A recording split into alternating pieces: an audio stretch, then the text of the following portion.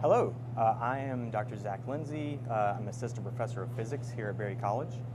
This is my student. I'm Pierce. I am a student at Berry College. I'm a senior physics major with minors in math and philosophy. So this research project really stemmed off of the question of how much caffeine is in your coffee based off of how long it's been roasted.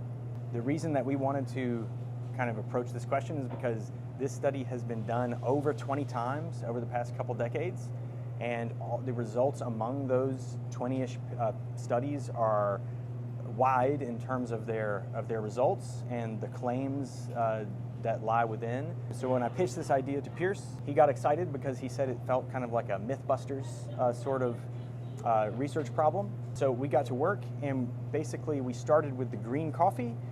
We then roasted several batches of a given green coffee to various degrees of roast, and we took those different degrees of roast and we ground them.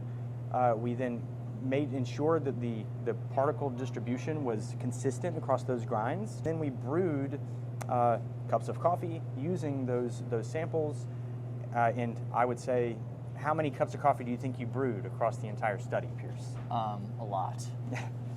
Yeah, probably something like over 400 cups of coffee just for Pierce alone. The data was exciting because we were able to control our experimental variables tightly enough to where we resolved a trend in the extracted caffeine as a function of the degree of roast. What the results show is that yes, typically caffeine does leave.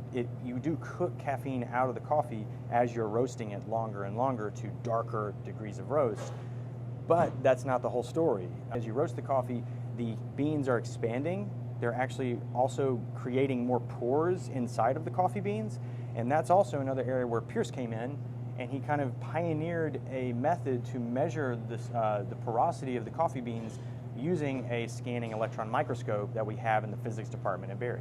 We took a coffee bean and we cleaved it along a plane, and then we put it in the SEM, and I would take an image of it at a kind of consistent working distance and voltage, and then I would map ellipses onto the different pores, and then we calculated the areas of the ellipses, and then we added them all up and divided it by the area of the image.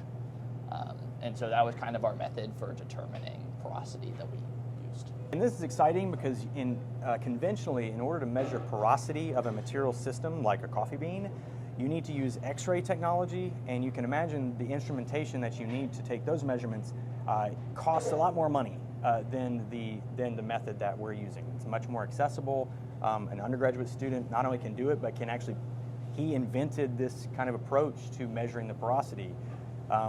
And what we showed was that the porosity changes from somewhere around 5% for just a green coffee, all the way up to somewhere around 40% for a really dark roasted coffee like a French roast or something. The reason we care about porosity is as the caffeine does leave as the coffee is roasted to darker degrees of roast, but the porosity increases, so it actually makes that caffeine easier to get to for the water that's in there brewing your coffee, trying to get all that good stuff into your cup.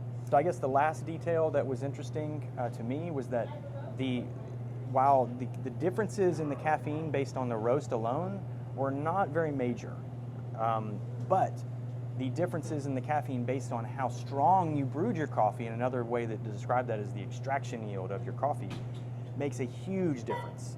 You can change the amount of caffeine in your cup of coffee by up to 60 milligrams, is what we saw, which is somewhere around 40% of the total caffeine in your coffee, just by brewing it to different extractions. And that was data that was not out there previously, and now it's out there in the literature, and it's exciting because it hopefully is going to just spur on more research related to coffee science.